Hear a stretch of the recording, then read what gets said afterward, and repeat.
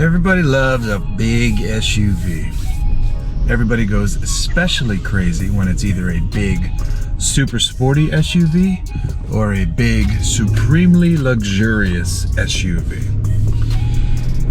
This definitely errs on the side of luxury, though there's a bit of athleticism still to be found under all this leather and ridiculousness. This is the Maybach GLS600. So what do all those letters and numbers actually mean? Well, a Mercedes-Maybach, or just Maybach if you will, is the more luxurious arm of the family. AMG gets all the sporting guts. Maybachs are the super duper luxury versions of existing Mercedes models. This is a GLS, it's the full-size SUV, which typically has room for plenty of people and things. Here on the GLS600, it seats four amazing private jet-like reclining massaging seats. Seriously, I have my daughter's booster seat back there, and there's a little iPad back there, and she knows how to turn on the massaging seats. And it's not just regular massage, you can do heated massage to kick things up a notch. The leather looks great and feels good. The seats are very comfortable. The steering wheel has a nice bit of wood. There's a bit of wood in the cabin mixed with a full leather dashboard. There's leather everywhere you can touch. It's just a very nice space. It feels above and beyond a standard GLS. There's leather pillows for the back seats. The back seats, in between them is a bottle cooler. If you're bringing your bottles with you, there's a space to put some champagne flutes, which they did not bring with the vehicle, which is fine because my daughter would have broken them, I'm sure of it. The crazy thing about that bottle cooler though, it sounds neat and it takes up a lot of cargo space in the rear area. I mean, the backside of a fridge is usually where all the hidden components of a fridge or refrigerator system, you know, you need fans and compressors and all that, and they gotta go somewhere, and they go into the space where you would put all of your fancy stuff. But fancier than the stuff is the power. Under the hood, we've got a familiar Mercedes engine. It's that old 4-liter twin turbocharged V8 that Mercedes loves so much, and for good reason. Here's making 550 horsepower and 538 pound-feet of torque, and it's paired with Mercedes' 9-speed automatic gearbox and the 4MATIC permanent all-wheel drive system. The GLS600 also rides on Airmatic air suspension and features e-active body control, which sounds like a Zumba class. Regardless, this thing will rip from 0 to 60 in 4.8 seconds, thanks in part to that 48-volt hybrid system just to help you off the line. Of course, you could get more power out of the Mercedes-AMG GLS63 with its 603 horsepower engine, but you know what? This one is pretty darn quick. Now, about that gearbox. It doesn't feel as refined as what I would find in the latest S-Class. The newest S-Class is literally a revelation on wheels. This one in sport mode feels like it's a little bit clunky, and then if you put it into the kind of cool Maybach driving mode, it just is really slow to shift off the line when you come to a stop, though I do believe that's by design. I just feel like they could ramp it up a tiny bit. Now, let's talk about those driving modes, because it does have driving modes. There's a little selector here next to this little mouse pad thing. There's an individual, so you can fine tune it. There's sport, there's comfort, there's Maybach, there's curve, and then there's off-road. I think curve literally programs the suspension for curvy roads. I gotta have to double check on that. Maybach softens everything up to an insane comfort level where it's even like slow to leave the line so as not to disturb your rear passengers. Sport tightens everything up, and the stuff that adjusts is the engine response, the suspension, the steering, and the stability control. So, I mean, it's funny because when you select it into Maybach, the changes on all those components literally switch to say Maybach for the engine and Maybach for the suspension, but the steering and stability are in comfort. Let's not spill lords and ladies champagnes. This has a great sound system. It has all of the things you would expect to find in a vehicle with a badge that says freaking Maybach on the back. It also has a fairly hefty price tag. This one, as tested, is $172,000. That's a lot of money for a GLS, because that's what this is. This is a fancified Mercedes GLS. In fact, when I see GLS 550s on the road, I look down at them. Work a little harder. Get yourself one of these. But the ride is excellent. It is supremely comfortable. Every single seat in here is excellent. Again, with the sound system, it's very quiet in here. I'm not using my lav, my audio system, just to talk directly to the GoPro to demonstrate how nice and quiet it is inside the cabin. This isn't a laziness choice today. This is an actual editorial choice to say it's quiet in here. It has the nice big screen up front that you're seeing in all the Mercedes products, but it doesn't have the latest bit of tech that you would find on that S560, which has, the 3D gauges and all that good stuff. I can't do that because you need to see. Oh, we swing just past the camera. It's probably creating some fun shadows on my face, but whatever. So how does it actually drive? Well, I will tell you, I put a lot of miles on this thing. I drove it to and from Mammoth Mountain in California, which is about 5 hours each way, and I woke up fine. Jesus Christ. I got out of the vehicle fine on either end of the trip. This thing gobbles highway miles. It is very comfortable cruising above the speed limit, and the family is comfortable as you're doing it. The suspension feels great. It's nice. It's when it's left to do its own devices. Now, if for some reason you want to take this on a curvy road, it's not as terrible as you would think. It actually handles curvy stuff just fine. It has a mode called Curve, but in sport mode, the power awakens, the noise awakens. It's fun. You can have a lot of fun in this thing. So it gets up. It gets up and goes. There's no doubt about it.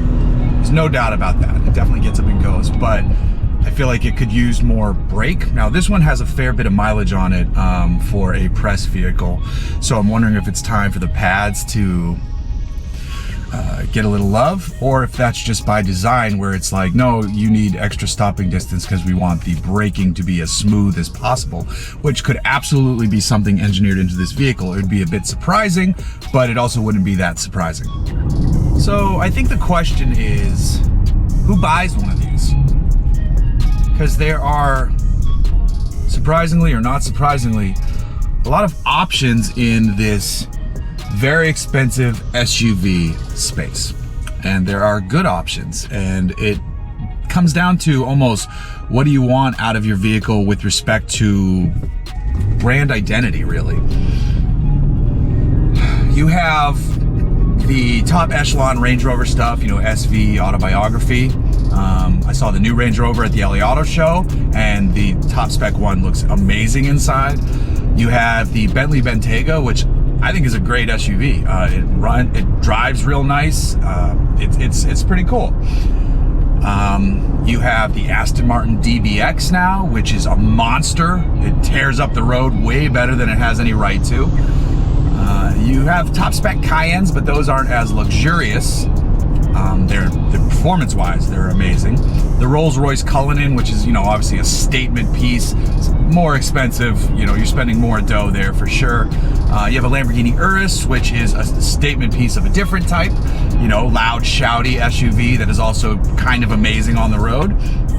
So it really depends what you want. With the Maybach, I really think people who buy the Maybach aren't car enthusiasts. I could be wrong, but I don't think it's a car enthusiast who buys this. I think it's someone who cares less about the car and knows Mercedes is, a class-leading brand in various regards, and they walk into the dealership and they literally go, I need a big SUV, I want the most expensive one. And I live in Orange County, California, and I feel like that happens all the time. I want the most expensive X, Y, and Z, and I feel like a lot of times they don't go to the hands of someone who is an enthusiast with respect to automobiles. So I think someone will walk into a Benz dealership, a high-end Benz dealership, like a Fletcher Jones or something like that, and they see, oh, the GLS, that's the biggest one. I want one of those. How can I spend the most amount of money on it? I want the one that costs the most, and that's why the Maybach GLS600 exists.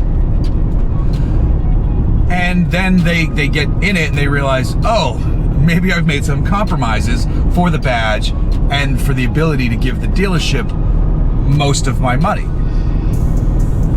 It's not the best if you have more than one child. You know, or if you need to move a lot of things. That's not what this GLS is about. The regular GLS has great interior space, and you can get versions that drive as fast or quicker than this one. Probably not as cushy as this one, but still plenty nice on a daily basis. So this weird space of the ultra expensive exotic SUV exists to appeal to a number of buyers for a number of reasons. The person who gets the Urus could potentially be an automotive enthusiast. They definitely know what they're buying. They know it goes very fast, but you know, there's a handful of them that just go, oh my God, Lamborghini SUV, look at me. No question about it. The DBX buyer probably cares a bit more about driving, I think, because that's just such an obscure, a DBX is a pretty obscure vehicle at this point, and they go, oh, I want that. I think the Range Rover buyer is probably fairly educated on what all the different vehicles offer, because really the Range Rover is the least flashy, even though, you know, you still see a high-end Range Rover, you go, that is a damn fine looking truck, but it's the least flashy. I mean, this thing has 23-inch wheels with 1 billion spokes, and they are damn good-looking wheels. It has two-tone beautiful paint. Not that you can't get a Range Rover in two-tone paint. You can, in fact, spend a whole lot of money on SV Autobiography paint jobs. But people, I was surprised at how many people knew this was not a standard GLS. And again, maybe that's because I live in Orange County, California. But there would be a way to make this more sleeper. Ditch the two-tone paint. I mean, that's really it. There are some Maybach badges on the back. One area where I think they missed was the hood ornament. It has the traditional 3-pointed star, which is one of my favorite hood ornaments of all time. I love driving my 74 Mercedes when I had it. Having that hood ornament out there, something feels special about that. I mean, it's a weird thing in our brains that 3-pointed star is way out there on the hood. It feels good. Why doesn't it have the Maybach M's on the hood ornament? Because that would kick it up a notch and make it a bit more special. I don't know why they didn't do that. I don't know if it's an option. I'll have to double check that. But I feel like someone even asked me, they're like, what did they do? I was like, it's a very good point, and I totally agree with you. But that's the person who buys this is not an automotive enthusiast. They just want the most expensive version of something. And Mercedes is happy to give that to them. And this isn't even the most expensive Maybach though. I believe the sedan version will cost more. I don't know if it's out yet, but the Maybach S680, which will have all the latest Mercedes S-Class tech and a V12 under the hood instead of this turbocharged 8. So that will be the monster one. That will be the one that's like the real deal Maybach. Even though this one rides higher and is bigger inside. I mean, is it? Either way, I think this thing is cool in its own way. If I were shopping in this space, would I buy one? No. I'm a guy who would wind up with, I want, well, what I really want is a V8 Defender. But if I'm shopping in this space, I'm getting the top spec Range Rover. I've always preferred Range Rover to most of these other brands. It'd be the Range Rover for me. Do I understand the mentality of the person buying this one? Yeah. And will I be jealous of their rear seat, bottle-cooled massaging bits if they're on a long road trip? Certainly. You out there buying the Maybach, enjoy it. You're clearly doing something right in life or just cheating and winning. But either way, you have a very comfortable vehicle in your very large garage.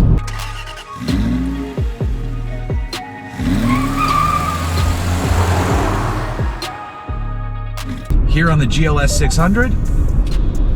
Oh, it thinks I said, hey Mercedes or something stupid. Under the hood, we've got a familiar Mercedes engine. And now we will insert voiceover saying the specs and power. Just doing my expenses.